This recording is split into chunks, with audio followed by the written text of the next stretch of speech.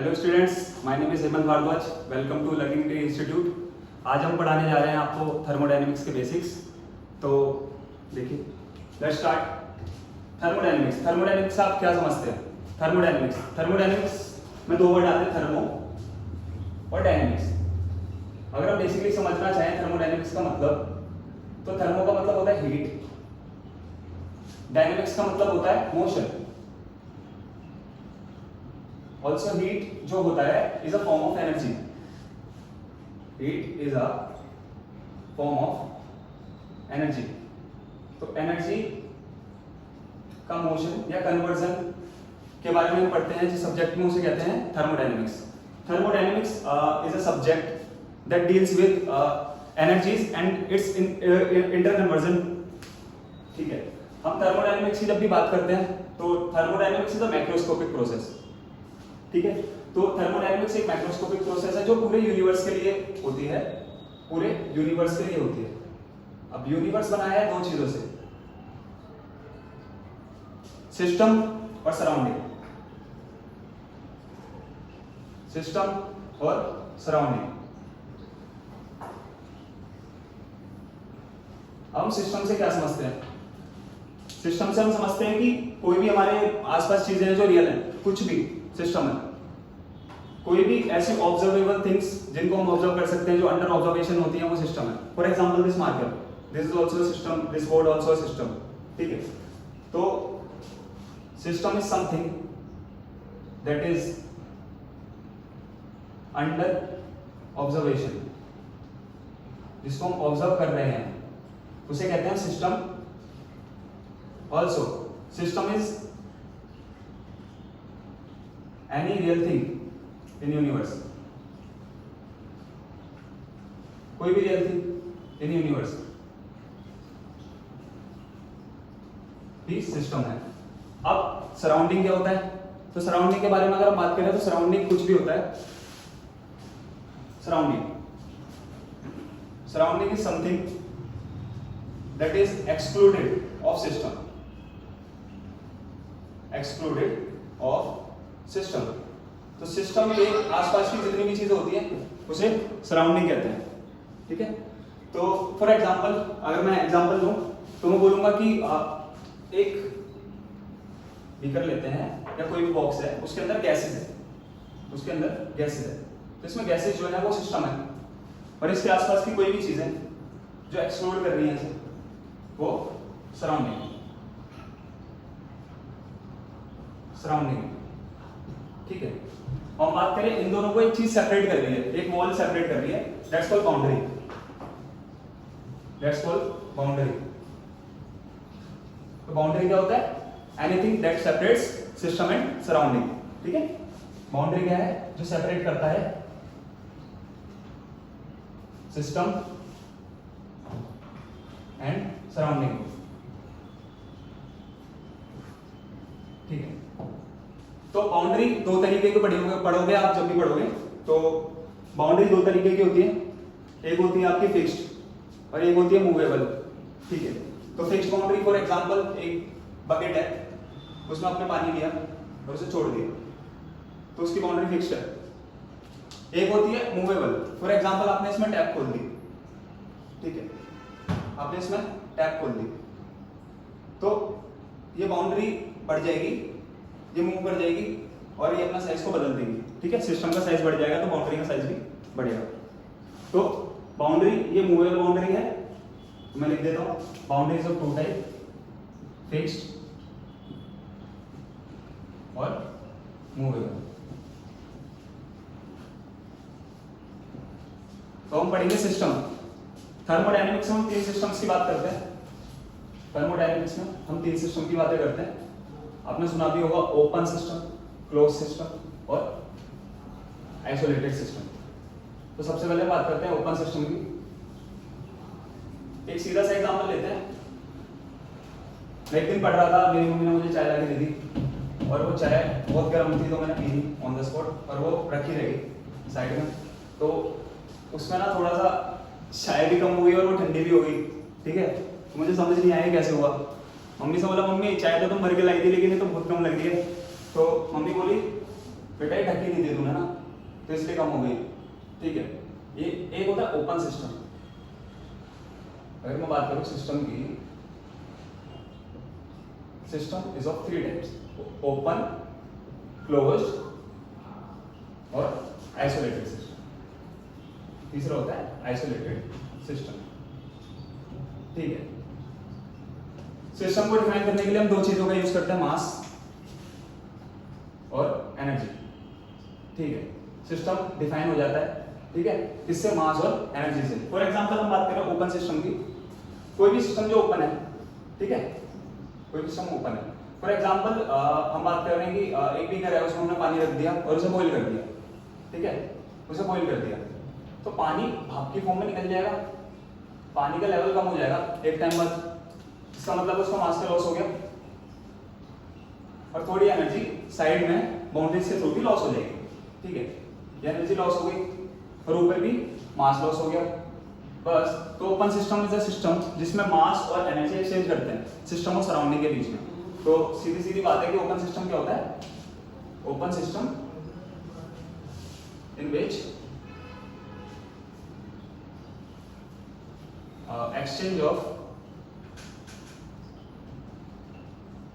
exchange of mass and energy takes place between system and surrounding, ठीक है। हम बात करेंगे आगे की क्लोज सिस्टम। क्लोज सिस्टम कुछ नहीं होता, मैंने बात करी थी चाय के कप की, उसी को हमने ढक दिया, उसी बीकर को हमने ढक दिया और इसमें एक लेवल ऑफ वाटर था या कुछ भी था, इसकी भाप उड़ी बॉईल करने के बाद, लेकिन इसके जो वेपर्स हैं वो यहाँ पे रह गए, ठीक है। वो वेपर्स वापस आके इसमें गिरेंगे क्योंकि वो लॉस ही नहीं हो पा रहे, लेकिन चाय ठंडी हो रही थी ना, एनर्जी का लॉस हो रहा था, तो वो आसपास बाउंड्री से लॉस होगा, एनर्जी का लॉस हुआ, ठीक है। एनर्जी कन्वर्ट हुई कहां से? सिस्टम से सराउंडिंग में चली गई, एक्सचेंज हो गई एनर्जी, ठीक है। और मास जो हुआ वो चेंज नहीं हुआ, ठीक है। तो mass doesn't change in close system, ठीक है। मास चेंज नहीं करता है, चेंज क्या करता है? Energy. Energy exchanges between system and surrounding, ठीक है। अब एक आइसोलेटेड सिस्टम होता है। पहली बात तो आइसोलेटेड सिस्टम जो भी होता है ना, वो परफेक्टली एग्जिस्ट नहीं करता है, ठीक है, यूनिवर्स के अंदर, लेकिन फिर भी मान लेते हैं कि आइसोलेटेड सिस्टम एक ऐसा सिस्टम होता है जिसमें ना तो मास चेंज होता किसी भी चीज का, ठीक है, और ना तो एनर्जी चेंज होती, ठीक है। ऐसा क्यों? एक्सचेंज नहीं होता। फॉर एग्जांपल एक एग्जांपल ले लेते हैं थर्मोफ्लास्क का, थर्मोफ्लास्क जिसमें हम क्या रखते हैं? चाय वगैरह रखते हैं, ठीक है। अब नॉर्मली घर वाले आप कई बार जाते तो आपको ये रख के दे देते हैं, ठीक है, थर्मोफ्लास्क। फिर इसमें हम देखते हैं कि चाय जितनी थी उतनी की उतनी रही और गर्म रही, काफी देर तक रही।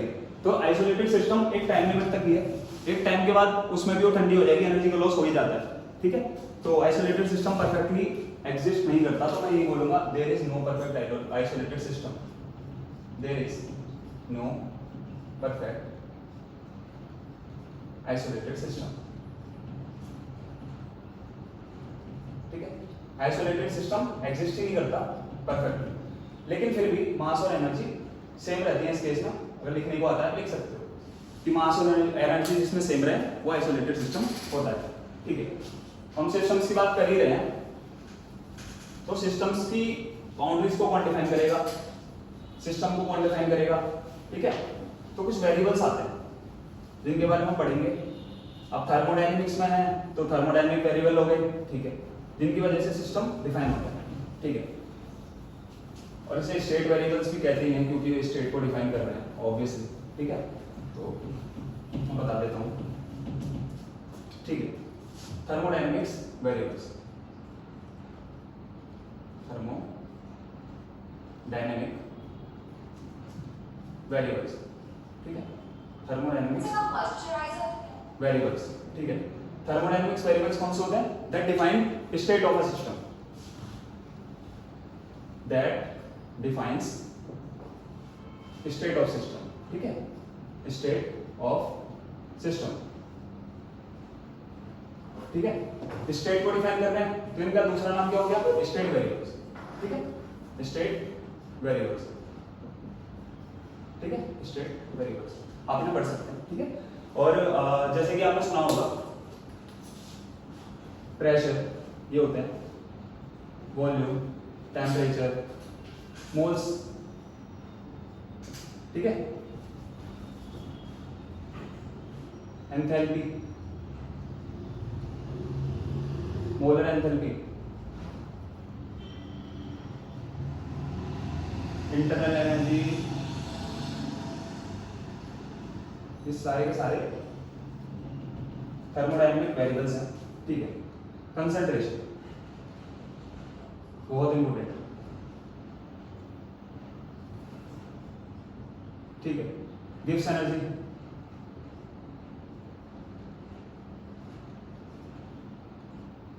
डेल्टा यू से दिखाते हैं, कंसंट्रेशन सी से, गिव्स एनर्जी जी, ठीक है। एंट्रोपी,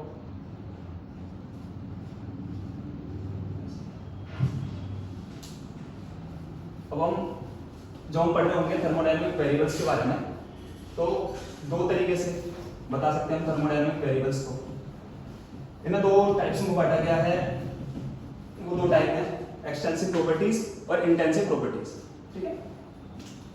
इनके दो टाइप है, ठीक है, एक्सटेंसिव प्रॉपर्टीज, एक्सटेंसिव प्रॉपर्टीज और इंटेंसिव प्रॉपर्टीज, ठीक है। एक्सटेंसिव प्रॉपर्टीज कोई भी प्रॉपर्टीज होती है जो मास के साथ चेंज होती है, जो मास पर डिपेंड करती है, ठीक है। एक्सटेंसिव प्रॉपर्टीज वो प्रॉपर्टीज होती है दैट डिपेंड्स ऑन मास, ठीक है। Intensive properties that doesn't depend on मास, ठीक है, that doesn't depends on mass। अब हम कैसे बताएं कि इनमें से कौन सा इंटेंसिव है कौन सा एक्सटेंसिव है? तो साफ सीधी बात है, मैं आपको एक तरीका बता रहा हूं जिससे आप इजीली देख सकते हैं कि कैसे कौन सा इंटेंसिव और कौन सा एक्सटेंसिव है। अगर आपको डालना है, अगर आपको ये टर्म्स याद है लेकिन आपको ये नहीं पता कौन सा एक्सटेंसिव है कौन सा इंटेंसिव है, तो सीधी सीधी बात है, एक column banana, obviously it is a system, ठीक है। इस सिस्टम को बस बीच में से काट देना, बीच में से एक पार्टीशन बना देना है, कुछ नहीं करना है, पार्टीशन बना देना है, बहुत इजी तरीका है ये, ठीक है। अब जब पार्टीशन बनाएंगे तो इसका मास जो है ना चेंज हो जाएगा, हाफ हो जाएगा, ठीक है। तो जो चीजें मास के साथ चेंज करेंगी इसके पार्टीशन बनाने के बाद, फॉर एग्जांपल क्या प्रेशर चेंज करेगा? मेरे हिसाब से नहीं करेगा, मास पे डिपेंड नहीं कर रहा है, ठीक है। तो प्रेशर इंटेंसिव प्रॉपर्टीज में आ गया, ठीक है। प्रेशर की बात होगी, क्या वॉल्यूम चेंज करेगा? ऑब्वियसली किसी को दो हिस्सों में काट रहे हैं तो उसका वॉल्यूम भी हाफ ही होगा ना, तो वॉल्यूम चेंज करेगा, तो एक्सटेंसिव प्रॉपर्टीज में आ गया, ठीक है। क्या टेम्परेचर चेंज करेगा? नहीं, टेम्परेचर कांस्टेंट रहेगा दोनों ही केसेस में, तो इंटेंसिव प्रॉपर्टीज में आ गया। क्या मोल्स चेंज करेंगे? हाँ, हाफ हो जाएंगे नंबर ऑफ मोल्स, क्योंकि हाफ हो गया पार्टीशन, आधे हिस्से में आधे मोल चले जाएंगे, आधे हिस्से में आधे मोल चले जाएंगे, तो नंबर ऑफ मोल्स यानी कि मोल्स एक्सटेंसिव प्रॉपर्टीज में आ गया। Enthalpy, molar enthalpy, internal energy, concentration, ठीक है। एंथैल्पी, एंथैल्पी को एस से दिखाते हैं, ठीक है, एच, चलिए नोट करते हैं। मोलर एंथैल्पी मैं बताऊंगा क्यों मैंने इंटेंसिव प्रॉपर्टीज में रखा, मोल तो हाफ हो रहा है स्टिल। इंटरनल एनर्जी मैं सिंबल से लिख दे रहा हूं। कंसंट्रेशन, अब कंसंट्रेशन कैसे निकालेंगे? कंसंट्रेशन निकालने के लिए जो ना आपका दो चीज होती है, नंबर ऑफ मोल्स और वॉल्यूम, ठीक है। अब जब हमने पार्टीशन करा तो नंबर ऑफ मोल्स हाफ हो गए, वॉल्यूम भी हाफ हो गई, ठीक है, 2 से 2 बटा, तो ये कांस्टेंट रहा, तो कंसंट्रेशन भी कांस्टेंट रहा, तो मास पे डिपेंड करेगी, मास हाफ करने पे, तो साफ सीधी बात है कंसंट्रेशन भी इंटेंसिव प्रॉपर्टी हो गई, ठीक है। और हम बात करते हैं गिब्स एनर्जी की। गिब्स एनर्जी भी एक्सटेंसिव प्रॉपर्टी है, ठीक है। एंट्रोपी भी एक्सटेंसिव प्रॉपर्टी है, ठीक है। जो भी टर्म्स जो आप सुनने वाले हो आगे वो सारी की सारी एक्सटेंसिव प्रॉपर्टीज है, वो आपको याद रखना, सीधी सीधी बात है। बाकी इजी है, वॉल्यूम, मोल्स जो हाफ हो गई, pressure, temperature, molar enthalpy, concentration, सारी की सारी इंटेंसिव प्रॉपर्टीज है। तो ऐसे आप याद रख सकते हैं, सीधा एक पार्टीशन बनाना है, कुछ नहीं करना है, इजीली बड़ी बड़ी जो टर्म्स है, वॉल्यूम है, प्रेशर है, टेम्परेचर है, कंसंट्रेशन है, मोल्स है, मोलर एंथैल्पी है।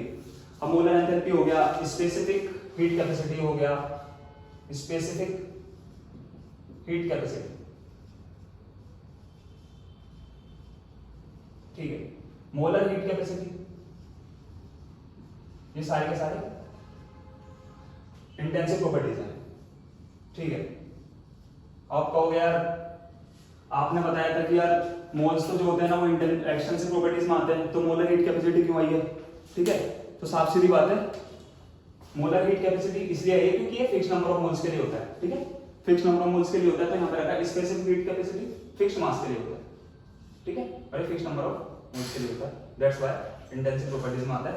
तो गाइस ये था मेरा आज का lecture, basics of thermodynamics. Wait करिए मेरे अगले लेक्चर के लिए, हम फर्दर क्लासेस लेंगे, आपको पढ़ेंगे। Thank you.